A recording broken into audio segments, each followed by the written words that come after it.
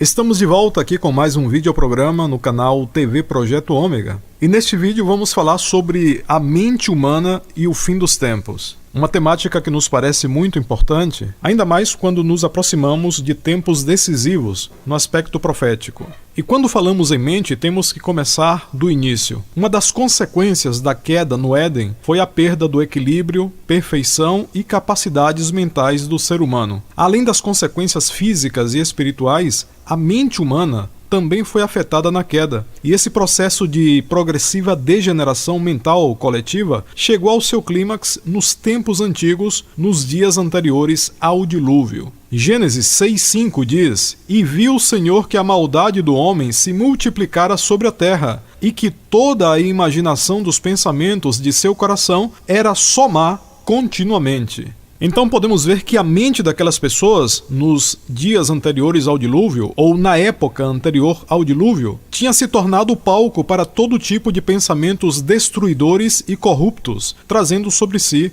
as consequências do dilúvio. Então podemos ver, desde a queda no Éden até o dilúvio, uma progressiva degeneração mental dos homens. Quando vamos aos dicionários, os conceitos para definir a palavra mente são variados. Vão desde aqueles que associam a mente a uma parte incorpórea do ser humano, ou seja, uma visão mais espiritual e metafísica, até aqueles que relacionam a mente apenas ao cérebro. Quer dizer, a mente seria apenas o resultado de certas atividades cerebrais. Quando vamos às Escrituras, e elas são a base de nossos argumentos nesse videoprograma, vemos que a mente é uma parte que vai além do ser físico, embora também esteja relacionada ao cérebro. De forma resumida, vamos partir da premissa que mente é a sede dos pensamentos e emoções, e é uma parte de nosso ser onde o físico e o metafísico se conectam. É uma conexão entre os aspectos físico e o espiritual. A mente humana, até hoje, é um território em grande parte desconhecido. Por mais que cientistas e filósofos tenham tentado descobrir os meandros da mente humana, ela ainda permanece desconhecida. Apenas o Altíssimo conhece de forma absoluta a nossa mente. Nos Salmos 139, de 1 a 4, Davi escreve: "Senhor, tu me sondaste e me conheces. Tu sabes o meu assentar e o meu levantar. De longe entendes o meu pensamento. Cercas o meu andar e o meu deitar, e conheces todos os meus caminhos. Não havendo ainda palavra alguma na minha língua, eis que logo, ó Senhor, tudo conheces." Então, a mente para o ser humano é um território praticamente desconhecido, trazendo consigo perigos para quem não tem discernimento espiritual. O apóstolo Paulo ensina assim aos Coríntios: "Ora, o homem natural não compreende as coisas do Espírito de Deus, porque lhe parecem loucura, e não pode entendê-las, porque elas se discernem espiritualmente. Mas o que é espiritual discerne bem tudo, e ele de ninguém é discernido." O ensinamento das Escrituras é claro: o homem natural, incluindo a sua mente, não compreende as coisas do Espírito de Deus. A mente humana, por si só, não é capaz de entender a verdade suprema. Quando o homem natural busca conhecer o mundo espiritual através de sua mente, além de não conseguir esse objetivo, está entrando num terreno onde o perigo se torna real.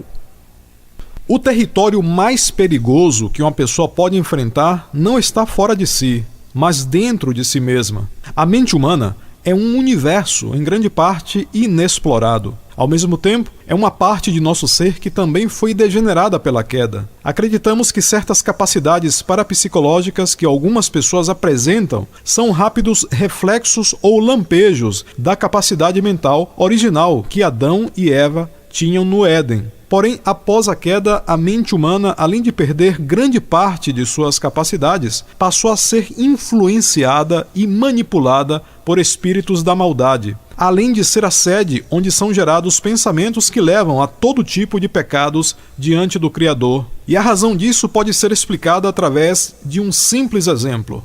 A mente humana pode ser comparada a um receptor.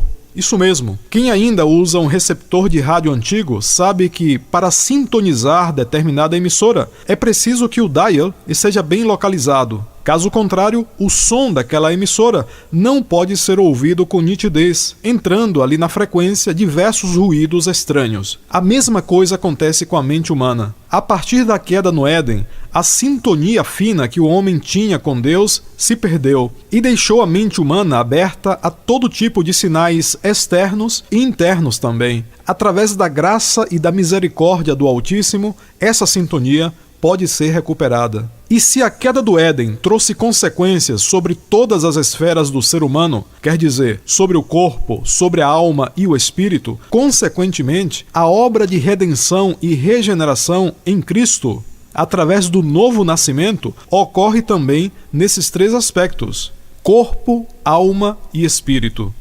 No aspecto espiritual, todo aquele que crê em Jesus como Salvador e vive de acordo com isso pela fé, recebe o novo nascimento espiritual. Essa pessoa é selada pelo Espírito de Deus, como diz Efésios 1:13, e esse processo é instantâneo.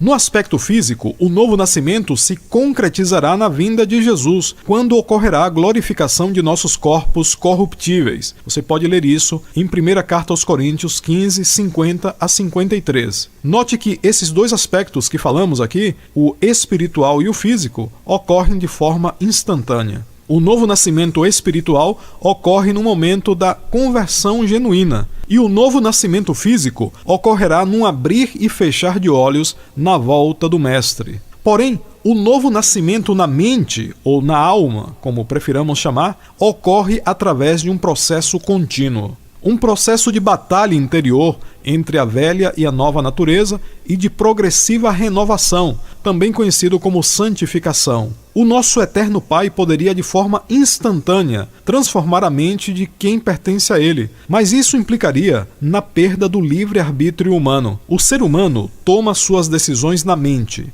Então, o Altíssimo quer que nós participemos desse processo por livre vontade, tomando as decisões certas para nossa renovação mental. O apóstolo Paulo ensina muito isso em suas cartas. Por exemplo, escrevendo aos Gálatas, ele diz: andai em espírito e não cumprireis a concupiscência da carne, porque a carne cobiça contra o espírito, e o espírito contra a carne, e estes opõem-se um ao outro, para que não façais o que quereis. Mas se sois guiados pelo Espírito, não estáis debaixo da lei. Gálatas 5, 16 a 18. Em Romanos 12, 2 ele diz: não se amoldem ao padrão deste mundo, mas transformem-se pela renovação da sua mente, para que sejam capazes de experimentar e comprovar a boa, agradável e perfeita vontade de Deus. Romanos 12, 2. Então podemos ver nas Escrituras que nossa mente está num processo de renovação. Ainda não alcançamos a plenitude de uma mente voltada à perfeição em Deus. Quem já nasceu de novo está experimentando um contínuo e diário processo de crescimento e amadurecimento mental. Então, sabendo desse processo de renovação mental constante e conhecendo a batalha mental que devemos travar entre as inclinações da velha natureza e da nova natureza, o Altíssimo quer nos proteger nesse processo. Assim como um pai cuidadoso protege seu filho de 3 anos para que este não saia à rua e atravesse sozinho uma avenida altamente movimentada, porque aquela criança ainda não possui a capacidade necessária para isso, assim o nosso Pai Celeste expõe em sua palavra mandamentos para que não entremos num terreno para o qual ainda não estamos preparados. As advertências da palavra contra práticas espiritualistas são várias e foram deixadas para nos proteger. Se elas foram deixadas para o povo de Israel no Antigo Testamento e para a igreja no Novo Pacto, a igreja que é um corpo formado por pessoas nascidas de novo, templos do Espírito Santo, imagine quem ainda não nasceu de novo em Cristo, quem não está tendo a sua mente renovada nele e pretende ter ou está tendo experiências no mundo espiritual. Essa pessoa abre as portas para todo tipo de perigos, enganos, manipulações e destruições. Essa pessoa abre sua mente de forma escancarada para aquilo que Paulo chama de doutrinas de demônios. Já vimos que a mente humana é um território em grande parte desconhecido e também perigoso. No decorrer de toda a história e, sobretudo, nos tempos atuais, podemos observar diversas práticas espiritualistas, esotéricas, ocultistas, que propõem o contato da mente humana com o mundo espiritual ou com percepções extrasensoriais. Poderíamos aqui citar milhares de crenças, doutrinas, práticas, sociedades secretas, sociedades abertas, mas, no fundo, todas elas têm em comum a ideia que o ser humano é uma divindade ou parte da divindade e tem autonomia para realizar suas próprias experiências metafísicas. Também essas crenças afirmam que através de seu próprio esforço ou de sucessivas reencarnações, o ser humano pode unir-se ao infinito ou ao supremo ser. Consequentemente, tais doutrinas ou crenças estimulam que seus praticantes tenham variadas experiências espirituais ou místicas, com os mais diversificados objetivos. Ao mesmo tempo, negam a salvação em Cristo e a ressurreição dos mortos em sua volta, afirmando que Jesus foi apenas um ser iluminado